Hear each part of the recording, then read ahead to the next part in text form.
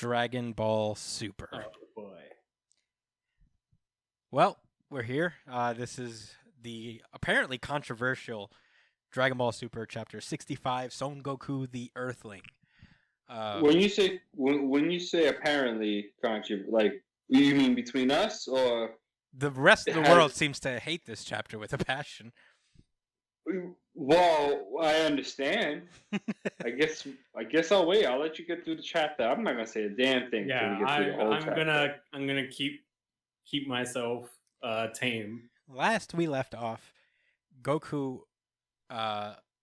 beat the flying fuck out of Moro using the Ultra Instinct sign. He's basically begging. No, this isn't sign anymore. Oh, it's not. Right, sorry. It looks like it's mastered Ultra. Yeah, master, whatever the fuck he calls it. And and Moro's just on the ground begging for him to just for him to spare him. And he reduces a mountain to sand with a blast. I thought that was pretty it was pretty lit. Pretty lit. That's all right, I'll say that. Yeah, and that's when he reduces the mountain to ash. Moro gets up and Goku just pulls up next to Krillin and is like, "Hey, give me the bag of sensu beans." And you know what time it is. It's you already know. Oh man. So Goku just appears in front of Moro and he's like, "If I spare you, will you go back to the galactic prison and never break out again?" And Moro's face, he's like, "What? Yeah." Yes. Yes. Absolutely. Whatever you say, I'll do all of that, bro. Yes. He flicks him a sensu And bean. what might this be? He's like, "What is this? What's this? What's this?" And he's Krillin should know better by now, but he's still like, "What? What's happening?" Krillin should know what time it is more than anybody. This is his best friend. And Goku's like, "It's a sensu bean, and it'll heal you completely." And he takes the sensu bean. His horn grows back. Everything just comes back. He just returns. He's like, "Nice. I'm back. I'm not going nowhere." He just immediately like, "Fuck you." And then he just tries to just impale Goku again, but he breaks his hand on his chest. Oof. His abs. Yeah, it's really bad. He just like goes like, Son of a bitch! And it's not great. So yeah, Goku's like, "You're just a sneaky coward," and he just turns back to regular. And he's like, "Have you ever trained?" And Moro's like, "No, I'm just all powerful. Training is a crutch for the weak." And Goku's like, "Well, if you were a nicer person, I would have spared you and just kept fighting you forever, like I did with Broly. You know how I do. That's how I operate." And Frieza. Hey man, it would have been lit, bro. We could have. Vegeta. Yeah, I could have just fist fought you to the end of time. So I even wished for my enemy to come back and just be a young man that would only want to fight me and improve. My friendships rely That's what I wished for. My friendships rely upon my ability to constantly beat the shit out of my friends. It's a fun time. So he's like, so Jocko's like, "Can you please just do the thing?" And he's like, "I will. Give me a second. I want to talk to him." And Moro's like, "Damn it! I lost." And he's so mad. And Goku's like, "All right, I'm gonna ask you one more time. Will you go quietly to the prison or not?" And then Moro peeps his hand with the crystal thing that he uses to steal people's powers, just chilling in amidst the lava. And he's like, "Is that what that is? Lava? Yeah. Char? I don't know. One of the things. We'll say lava." Yeah. And Moro's like, "Whoa, nice." And Goku's like, "Which is it? I need an answer." And Moro's like, "I'm not going back to jail. I'm not going back to jail." And Goku is just like, "All right, I guess I'll have to go Ultra Instinct and kill you now." And he just distracts him with talk. He pulls like what they do for villains. He does it to Goku and it just keeps him talking. And then he telepathically he remembers that, "Oh, that's the hand I touched Merus with." And then he telepathically brings back that hand that has Merus's powers, just grafts it onto himself as Goku's just sitting there, proving that he's fast enough to get there before he even reattaches that hand. He's done it before, but he lets him do it, and then now Moro has the power of Ultra Instinct himself. So he's like, cool. It's probably more than Ultra Instinct, Yeah, honestly, because it's like power, so that's beyond even gods. Yeah. So they're about to clash, and Whis is like, "Whoa, I gotta get you guys out of here. I know what time it is." Yeah, I know what time it is. Yeah, their punch is so hard that they just like create a crater in the earth, and Goku's like, "Oh shit, well, I guess I gotta take this away from the planet." And Moro's like, "Fuck out of here," and he just keeps fighting him in the air. They fight for a while. It's just like them traveling the earth, fighting in the air, and at a certain point, Marus's powers just start to backfire on him. It's too much power for his body to contain. And Goku takes advantage of that, starts to beat him up, and he's like, Moro, you shouldn't have done that. You're going to blow up now like Cell. You're basically, you've been Cell the entire time. I even gave you a sensu bean like I gave Cell that one time. You look like Cell. That one time. You're Cell. You are Cell. This is me trying to get this back. Yeah. So yeah, at some point, Moro's like, I require a body that can endure this power. And then he just fuses with the Earth. And now Moro is the Earth. It's Moro's Earth, and we're just living on it. And it is some funny panels where Moro's head just emerges from the ground, and Goku's like, the fuck? Yeah. This is the most the fuck I've seen Goku, where he's just like, what's happening? He manages to blast Goku some, but it didn't really do anything, but Goku's just still like, shit. And Krillin's like, well, wait. damn. Krillin's like, what the fuck is happening? And Whis is like, well, he done fused with the Earth, so if he dies, so does the Earth. And, you know, we're on a timer, because Moro, even the Earth can't take Marus's power, so eventually it's just going to self-destruct on its own. I wonder who's gonna be able to stop this from happening. It's almost like there's a guy who could literally just flick him on the forehead and he would separate from the Earth. Who could possibly do that? Oh, the diffusion stuff? Yes. This whole arc would have been over like 20 chapters ago if he would. I don't know why he keeps complicating it. Just let Vegeta win without this stupid nonsense. Like, this looks so fucking stupid. Like, we know that Vegeta's gonna save the day. Just fucking do it in a cool way at least. This looks so fucking stupid. Yeah. What was stupid? What I'm sure everybody else had an issue with was that he won. They had him, and now all of this. I'm gonna tell you this right now. Regardless of what they do for Vegeta in the next chapter or for whatever chapter comes, eventually, he's not gonna deserve it. He lost. Yeah, it's not looking good. It's funny. This is the first time where I feel like a number of circumstances have changed my opinion on this in a weird way. As I've scoured the internet, I've been watching a few videos of certain things, not like of an analysis of this chapter. I tend not to let other people's opinions really influence me, but I have seen that everybody hated this chapter. And for the first time I read it, I was like, yeah, I had the same thoughts as everybody. I was just like, yeah, this is just kind of like the same thing they do all the time. They let him just get stronger, and you know, they make it not naturally harder on themselves. You know, like it's not 1995 anymore. Yeah.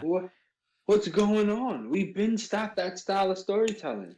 And this is literally for the people that say they're anime fans, but then just watch Dragon Ball Z growing up. Yeah. And like, I don't know, I guess Code Lyoko and Totally Spies, because that came on at the same time as well on Maguzi. Hey man, yeah, I remember. Maguzi. That wasn't Toonami. They cut that shit off, and then they brought. I remember Maguzi. I do. I also remember. And that's what Dragon Ball Super is for. All of those fucking. It's for Maguzi kids. For Maguzi kids, yeah, and Brian. I'll say this. will shine through any darkness. Believe it or not, you're the edgelord, but your hope shines harder than most. It's true. It's weird. You'd be a Blue Lantern off of the hope of Dragon Ball Super itself. I'll say probably one of the strongest in the core. I'll say this. I watched this video by this guy named Totally Not Mark. I've been watching his video because he's doing like a blind whole review of One Piece. Like he's never read it, and he's just like reading everything for the first time. It's a very fun video series. It got me like reminiscent of the first time I read One Piece. It's very good. But he used to do like just Dragon Ball content. And he has this whole video about Goku. And I think that's like I felt like it was destiny that I watched this video before I read this chapter. Because he explains why Goku doesn't really evolve, and you know, this is a paraphrase because I don't want to steal like what he said, but he also references this storytelling concept called the flat character arc. And the more I thought about it, the more like a lot of shonen protagonists have this. It's not necessarily a character that Asta's one of them. Asta's one of them. Luffy is actually Luffy. Yeah. The concept is that the character doesn't really evolve or change over the time, but the character influences the world around him. And that's Goku was kind of like that character for shonen in general.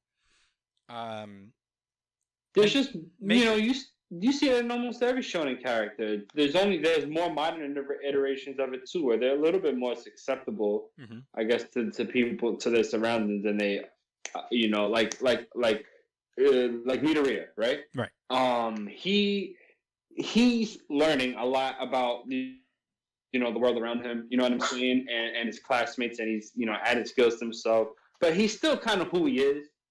And that affects characters one way or the other, whether that's for positive and taking a liking towards him, for heroes and villains alike, like his classmates are like the magician guy that he fought in the construction site. Remember that? What was his name? One shot. Gentle criminal. Gentle leader. Gentle criminal. Gentle criminal. I'm dead. But where or like the bad guys like Shigaraki, who just hate him for his outlook. So yeah, you still see that. Yeah. Well, here's where I was going with that, is that if you remember a few chapters ago, Goku had a talk with Merus as to why he doesn't kill anybody. And the reason is that like Goku's like, yeah, well, I don't kill anybody because essentially it boils down to mercy is the luxury of the strong. So basically he keeps people alive because he is very secure in his strength that if they act up again, if they don't take this chance of redemption, he will be able to put them back in his place, that he will continue to work to test himself and become stronger and take them down if they ever strike again. And I feel like this chapter, and maybe I'm giving it too much credit, is finally the biggest challenge to that concept. Is like Goku fucks up, like he does his usual mercy spiel, and it fucks up in the worst way possible. And it's not that these circumstances can't be reversed, and it's not that, this is a permanent thing that's going to happen to the Earth, and if he destroys the Earth, that's it. No one's going to save it, because, it's obviously not going to go that way. But that idea will linger in Goku's head. And that's, I guess, I'm trying to glean from this, and because I see everybody's negativity about it, and I'm like, okay, I'd like to see if I can find a different way to see this. And I hope that's where it goes. We've given Dragon Ball, man. We've given Dragon Ball too much credit before, but yeah. But that's how I see it. I mean, maybe it will, but still, like, I just feel like this all could have been done a lot. Like, I agree. I mean, Moro could have been, what's his name? Moro could have been a villain that isn't like, because right now it doesn't feel like anything that he's doing now anymore is actually like impactful. Like it just feels like fodder. He's like a fodder villain now. But to be fair, that's kind of how Dragon Ball's been forever now. Like the problem with the Dragon Balls is that they kind of take away stakes. So not really. The recent arcs before this one actually had like villains that felt like they were like you had to earn your victory, right? Sure.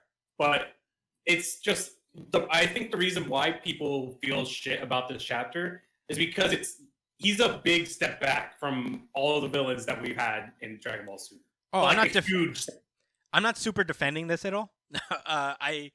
Although I gleaned this meaning from it, it was sloppily executed. It didn't reach this place into a natural. It's obviously very forced.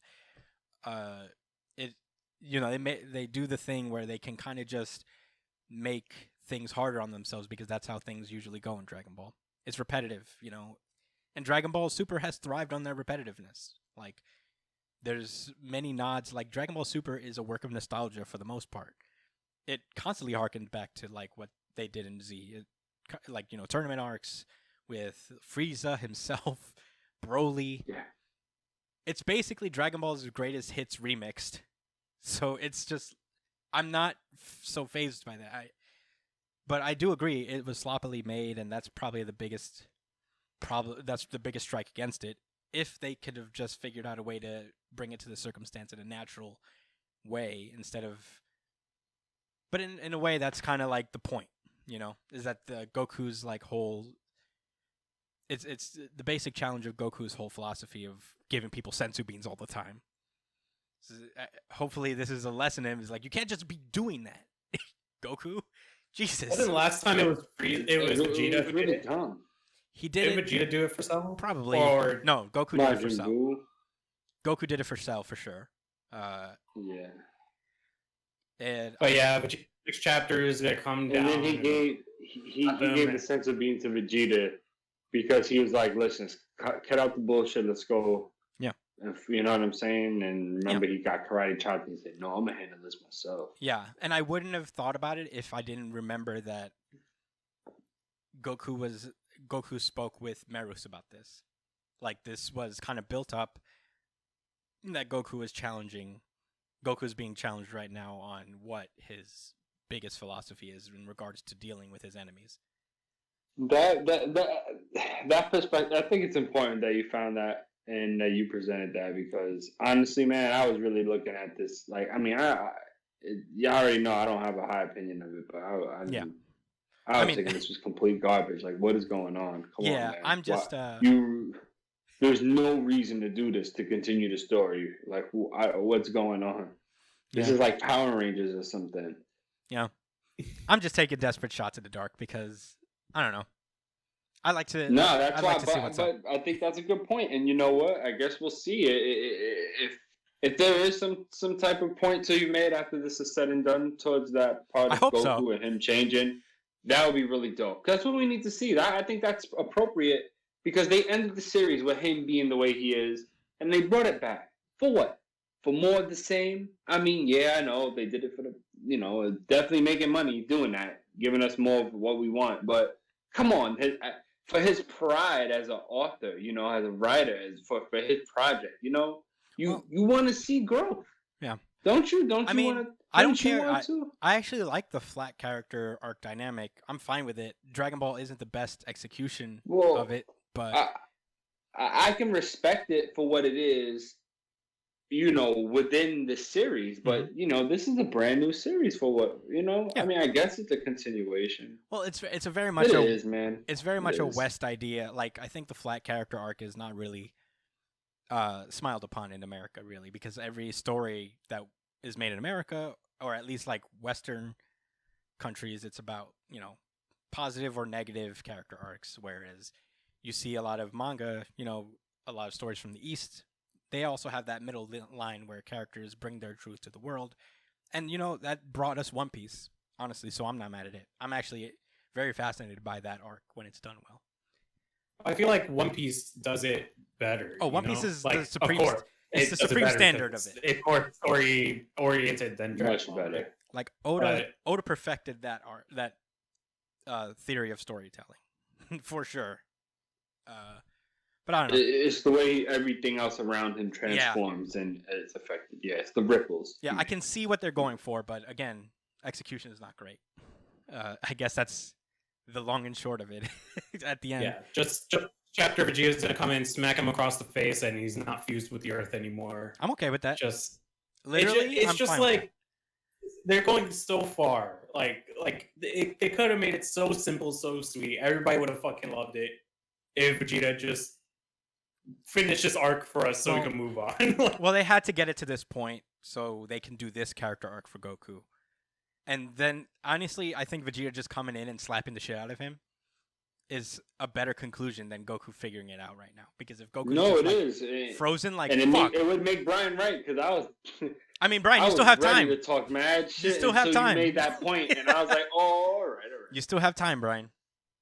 Dude, I knew. I think that's what's gonna happen. No, you did not. Yes, I did. All thought that this was about to be all about Goku. No, I didn't. I knew this whole time that Vegeta is literally the trump card to this. He literally just has to fucking flick him, and he. Hey.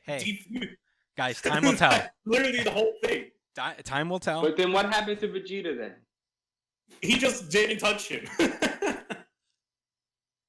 He literally just didn't touch him. That's what happened. Is that he snapped him a bit, and he's like, "All right, I guess I'll go eat my friends," and then get a super fucking pop that doesn't let you touch me anymore. All right, we're about to go into a circular argument. We'll see. And Brian, if you're wrong, we will make you answer for it. But I won't be wrong. I'm very confident that Vegeta's gonna slap this guy. Oh man, I'm